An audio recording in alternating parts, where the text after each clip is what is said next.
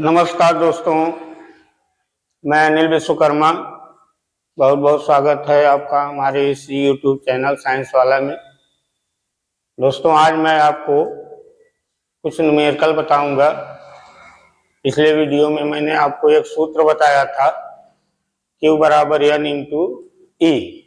उसी फार्मूला पर या उसी सूत्र पर इस न्यूमेरिकल। तो चलिए शुरू करते हैं। तो देखिए, वो पिछले वीडियो में फार्मूला जो बताए थे आपको वो था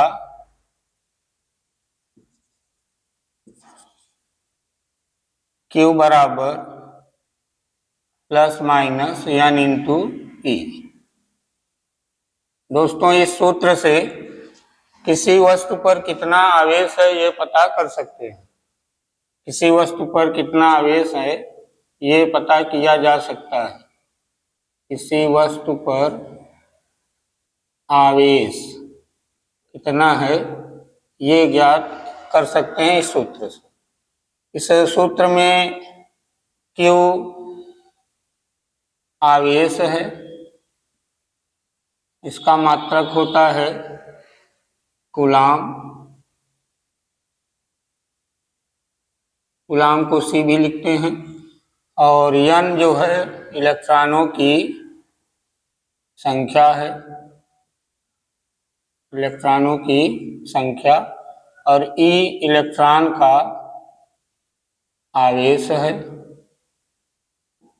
जिसका मान बताए थे 1.6 गुणित 10 की घात -19 कूलाम। तो चलिए इसी सूत्र पर कुछ सवाल हम बता रहे हैं आप लोगों को। तो पहला सवाल लिखिए।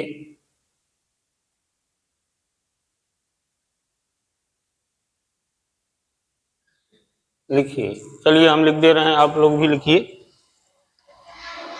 किसी वस्तु को 4.8 गुणित 10 की घात -19 कूलाम। किसी वस्तु को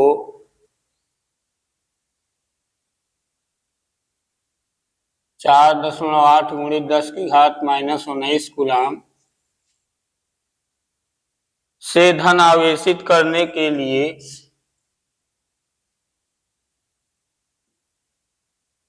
धन आवेशित करने के लिए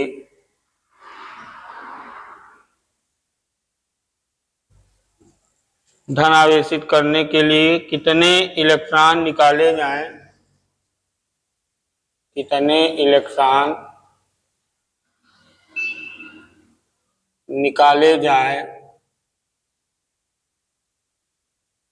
अथवा दिए जाएं? ये सवाल है। चलिए इसे हम हल करके दिखा रहे हैं, आप लोग भी ध्यान से देखिए। तो दोस्तों, पिछले वीडियो में ये बताया गया था कि अगर पदार्थ में से इलेक्ट्रॉन निकल जाते हैं, पदार्थ में से इलेक्ट्रॉन निकल जाते हैं अर्थात इलेक्ट्रॉनों की कमी हो जाती है, तो वस्तु धन आवेशित हो जाती है। इलेक्ट्रॉनों की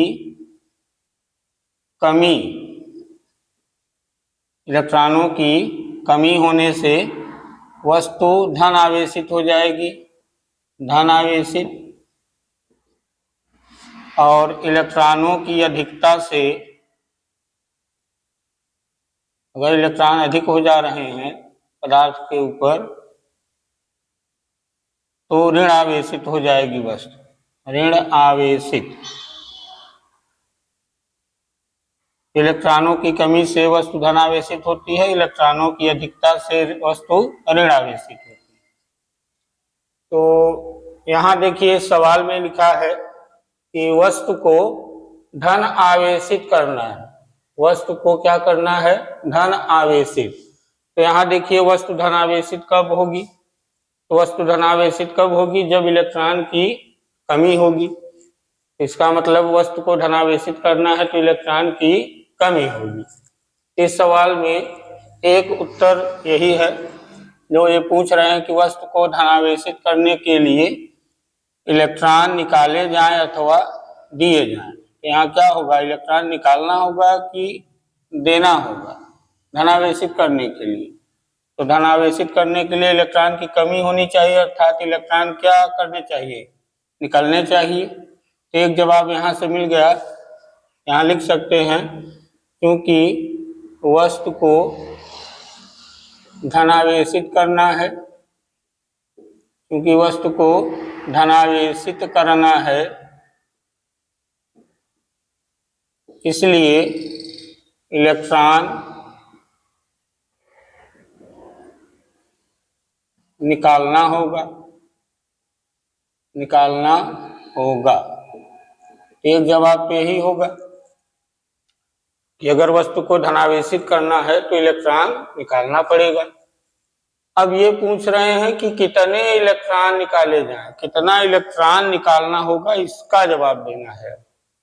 इसके लिए यहाँ देखिए ये किसका मान दिया गया है, देखिए यहाँ कूलाम लिखा है, कूलाम किसका मात्रक होता है, आवेश का। इसका मतलब ये आवेश का मान दिया गया है।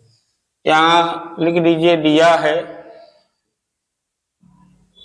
आवेश को किससे प्रदर्शित करते हैं, Q से, और Q का मान दिया गया है 4.8 × 10⁻⁻⁹ कूलाम।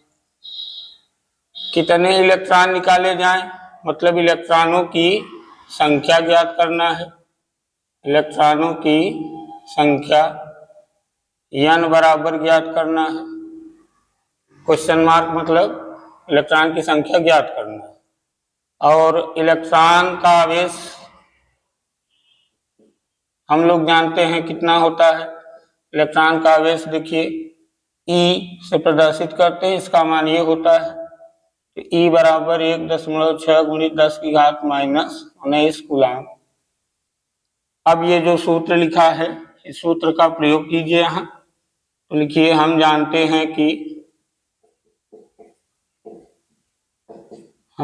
हैं कि Q बराबर n × E होता है, प्लस माइनस नहीं लिखना है।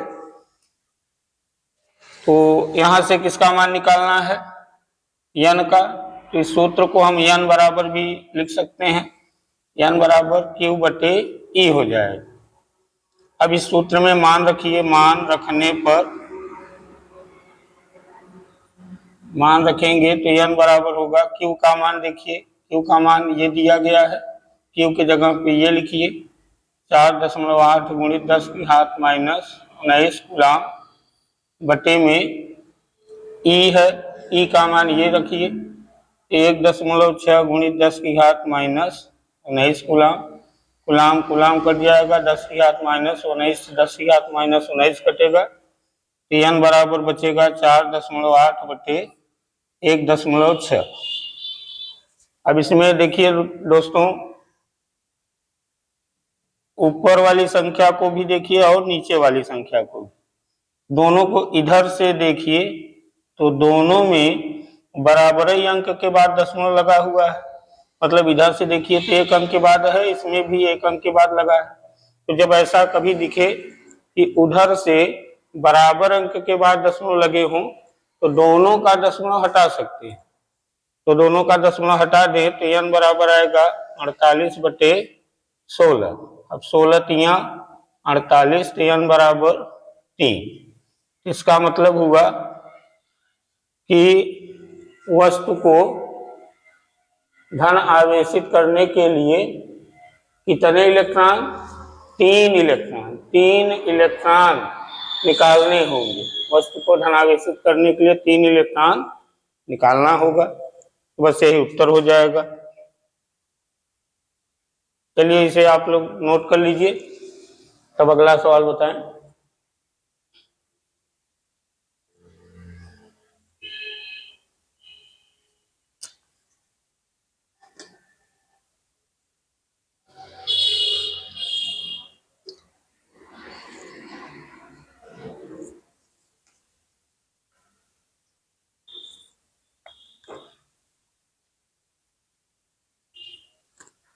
चलिए दोस्तों मिट रहे हैं, इसे वीडियो रोक कर नोट कर सकते हैं आप लोग।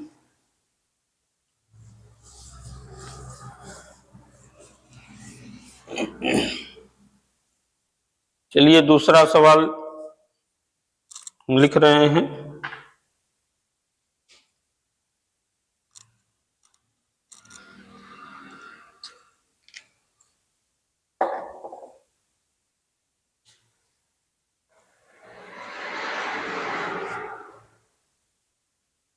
देखिए, एक चालक पर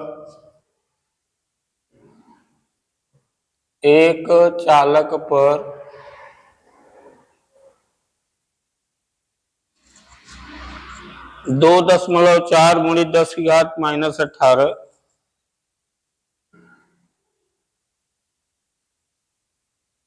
कूलाम धनावेश है।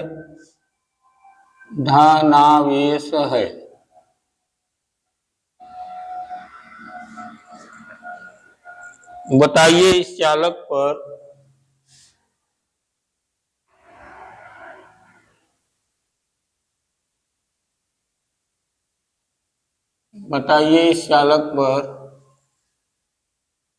कितने इलेक्ट्रॉनों की कमी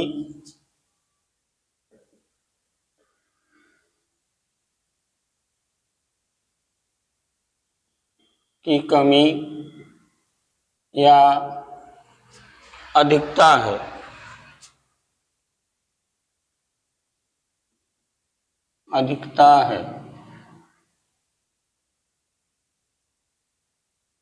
चलिए इसे हल किया जाए। इसे पढ़िए, ध्यान से देखिए। चालक पर कितना कूलाम धन आवेश है। अब दोस्तों देखिए, चालक पर धन आवेश है। अब चालक पर धन आवेश है, इसका क्या मतलब है? चालक पर धन आवेश कब आता है? जब इलेक्ट्रॉनों की कमी होती है। तभी धन आवेश आता है। तो इसका मतलब क्या है कि लिख दें कि चूंकि चालक पर धन आवेश है,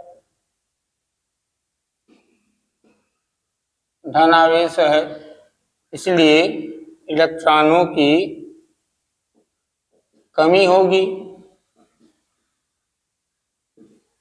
इसलिए वीडियो में यही तो बताया गया था ना कि अगर इलेक्ट्रॉन की कमी हो रही है तो चालक पर धन आवेश उत्पन्न हो जाता है।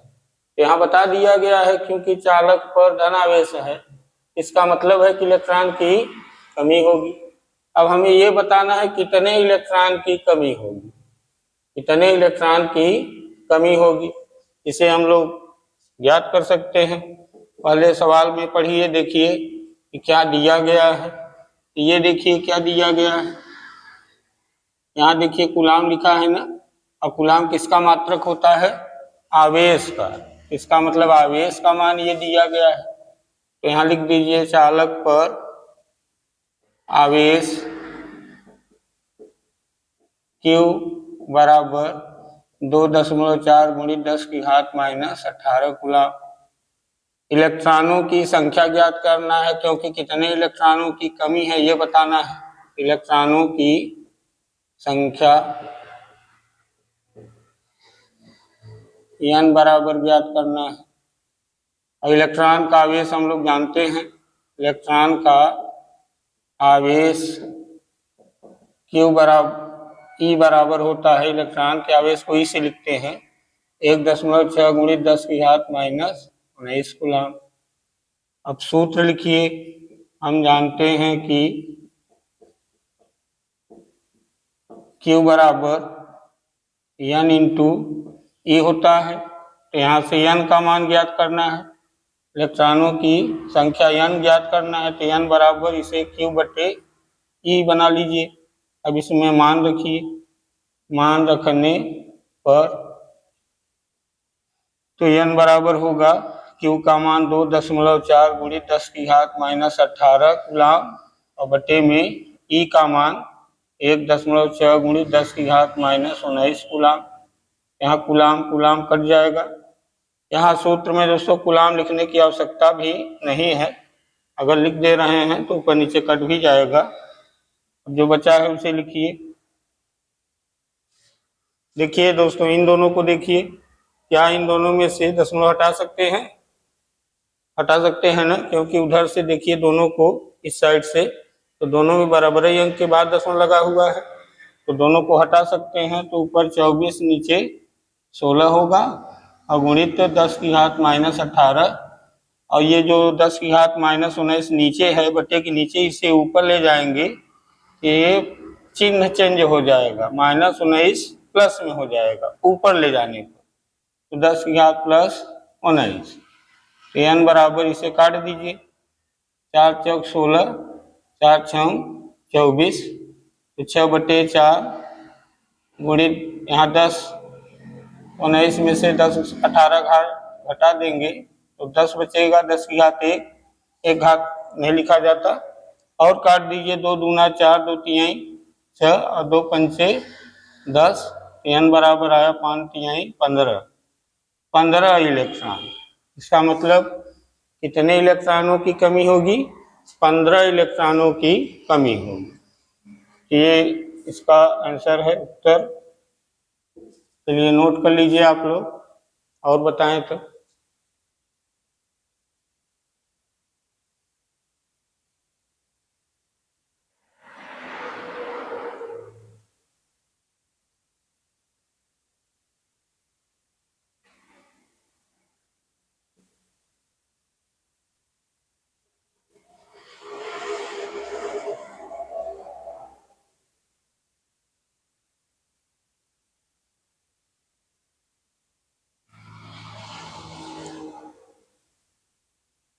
चलिए इसे मिट दे रहे हैं। अब तीसरा सवाल लिखिए।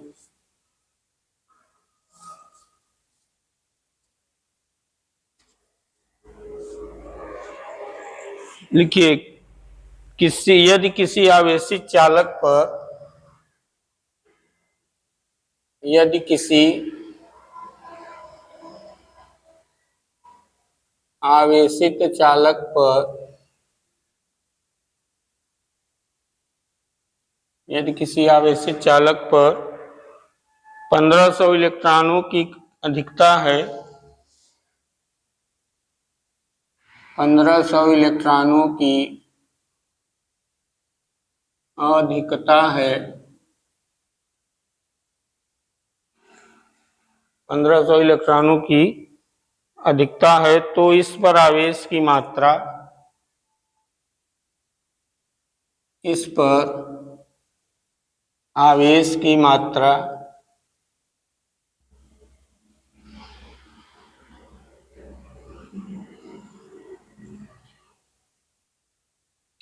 तथा प्रकृति बताइए, तथा प्रकृति बताइए।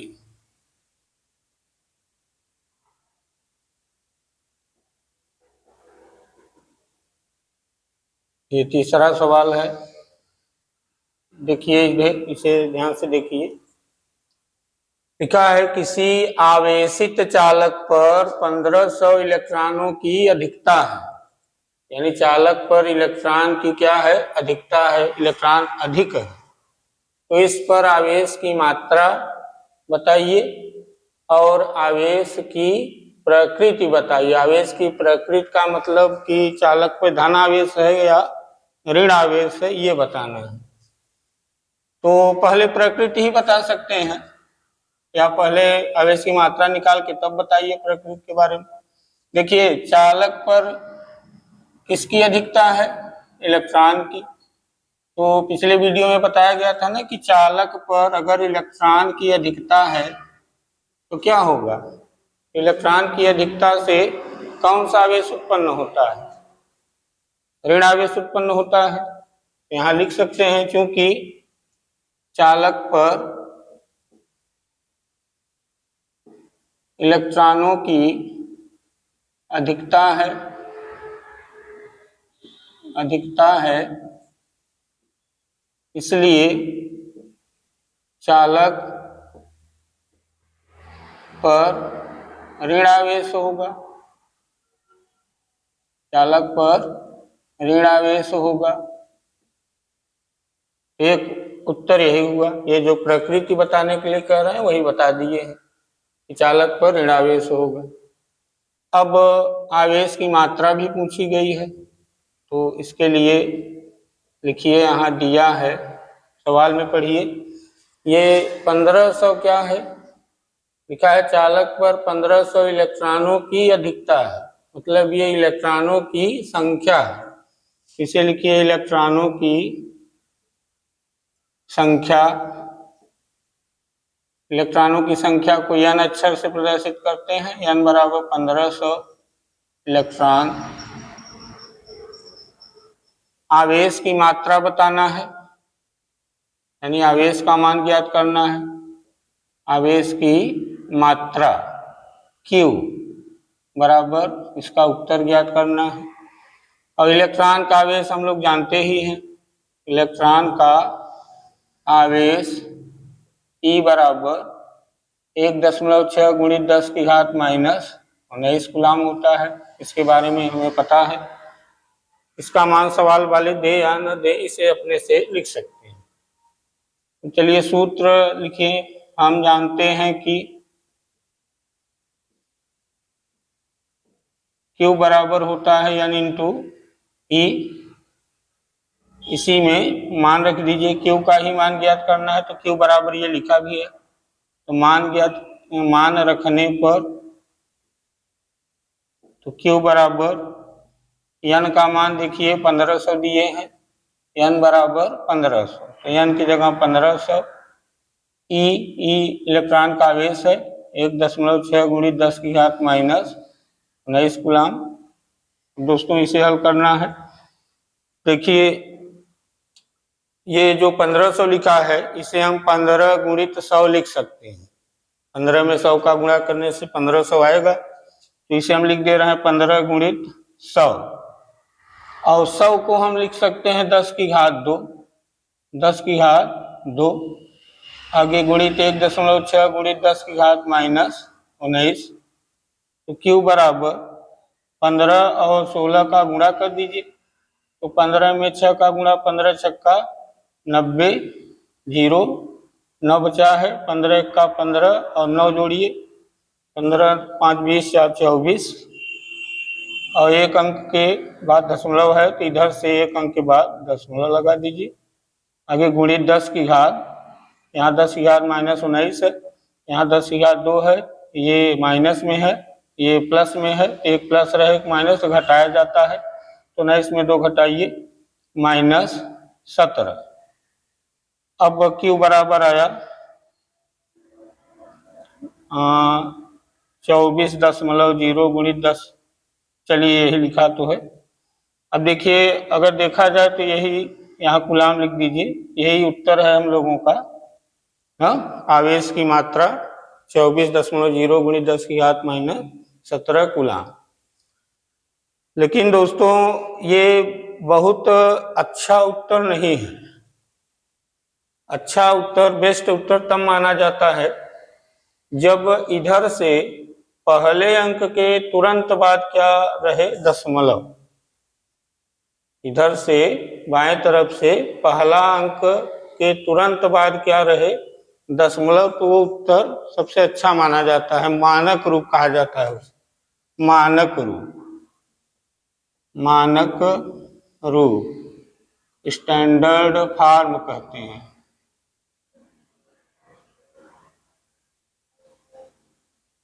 ये जो उत्तर है ये मानक रूप में नहीं है। तो मानक रूप में इसे बनाने के लिए हम दशमलव को यहाँ से उठाकर 2 और 4 के बीच मिला दें।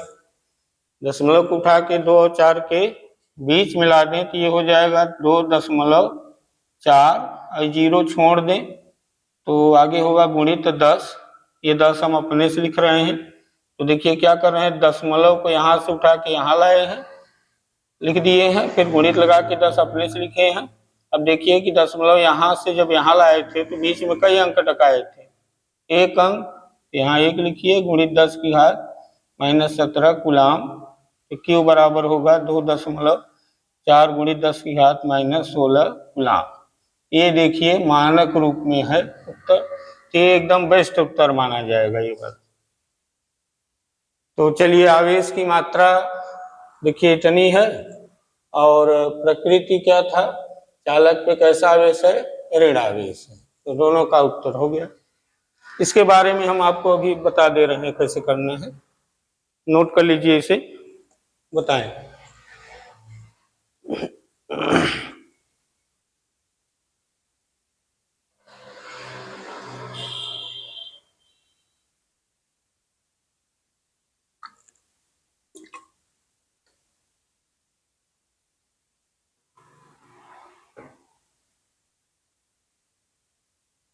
चलिए इसे मिट रहे हैं।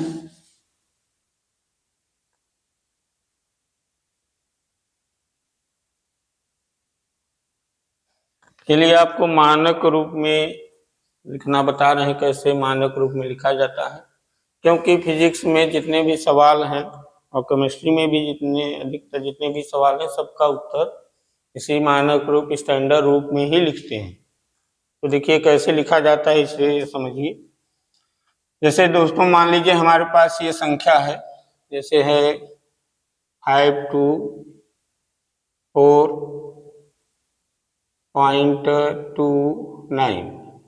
एक संख्या है जी, मान लीजिए है 3168.3, इस तरह।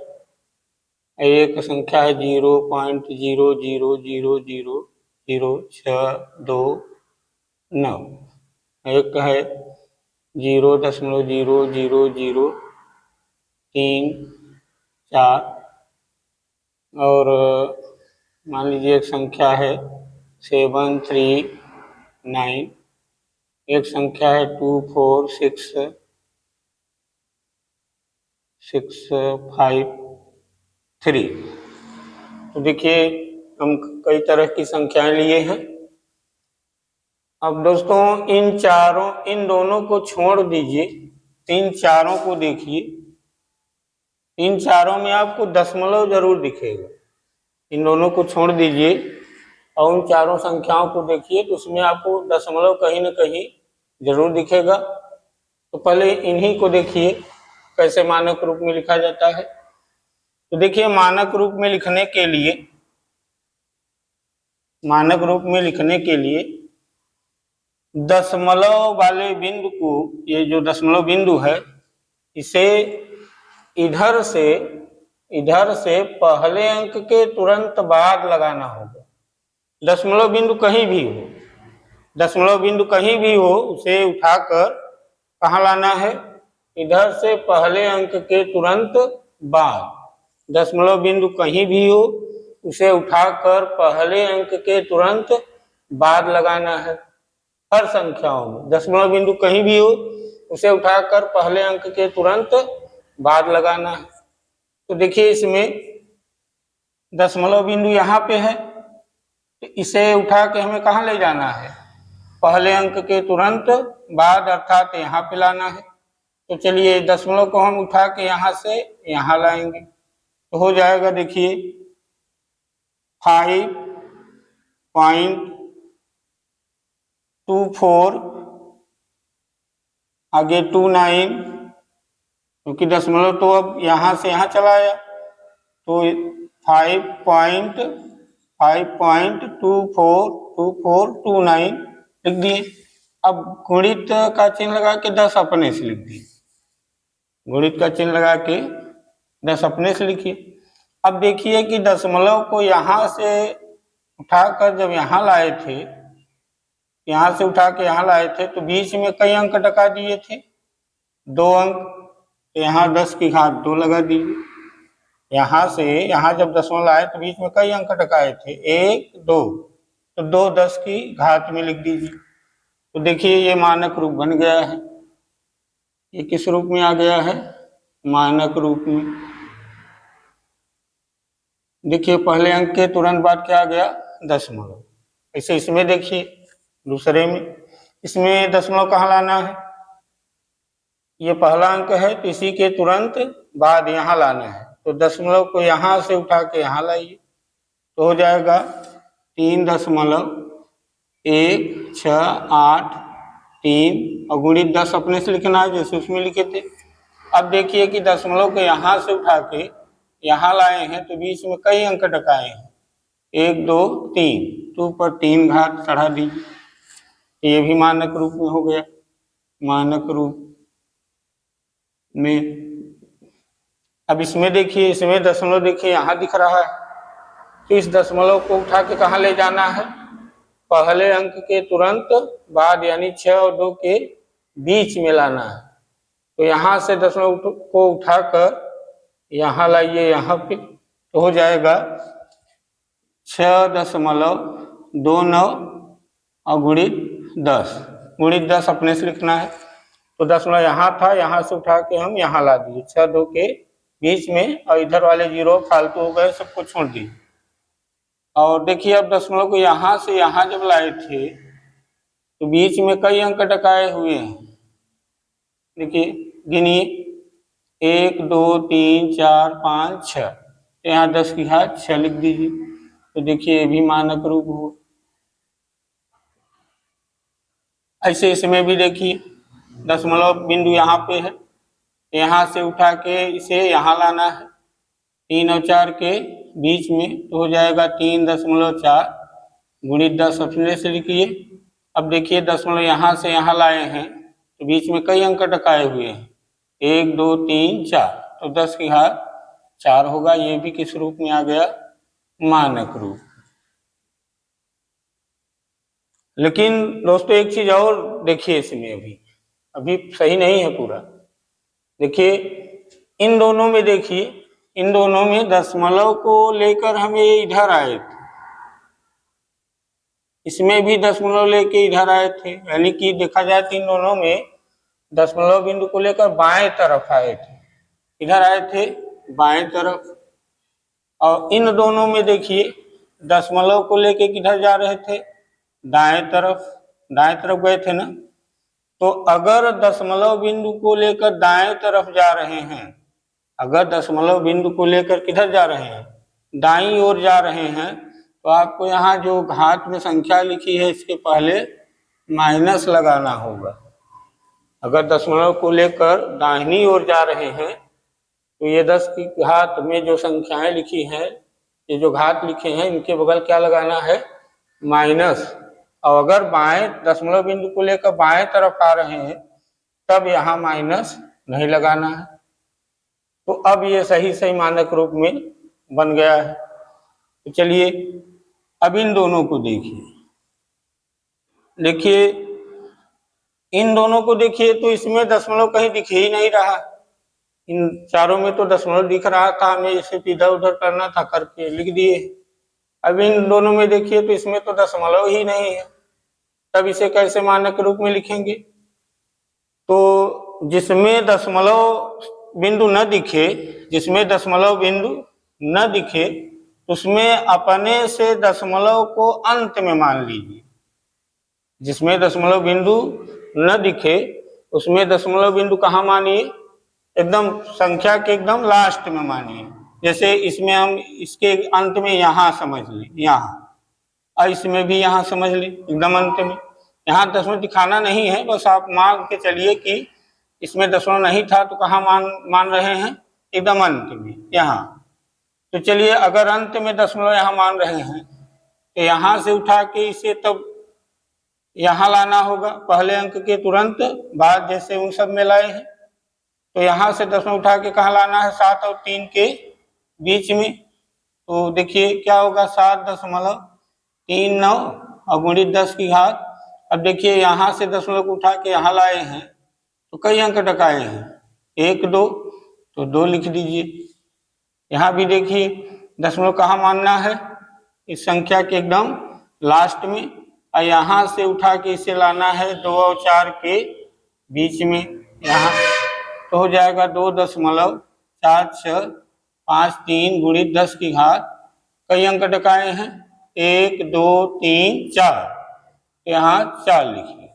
अब देख लीजिए कि ये 10 के ऊपर जो संख्याएं लिखी हैं घात रूप में, इनके बगल माइनस लगेगा कि नहीं? तो देखिए इन दोनों में दशमलव को लेके जब बाएं तरफ गए थे, बाएं तरफ, तो माइनस नहीं लगा, लेकिन दशमलव को लेके जब दाएं तरफ गए थे तब माइनस लगा। इसमें किधर गए हैं? दशमलव को यहाँ अंत में मान के इधर लाए हैं ना बाएं तरफ, और बाएं तरफ लाने से माइनस का चिन्ह नहीं लगता। ये दोनों भी किस रूप में बन गए हैं? मानक रूप में आ गए हैं। तो दोस्तों मानक रूप में अगर लिखना है उत्तर, किसी भी सवाल का उत्तर मानक रूप में लिखना है तो इस तरह से लिख सकते हैं आप। ठीक है, ध्यान से एक बार और देख लीजिए वीडियो को पीछे करके। चलिए इस नोट कर लीजिए, कहीं भी नोट कर लीजिए, जरूरत की चीजें हैं।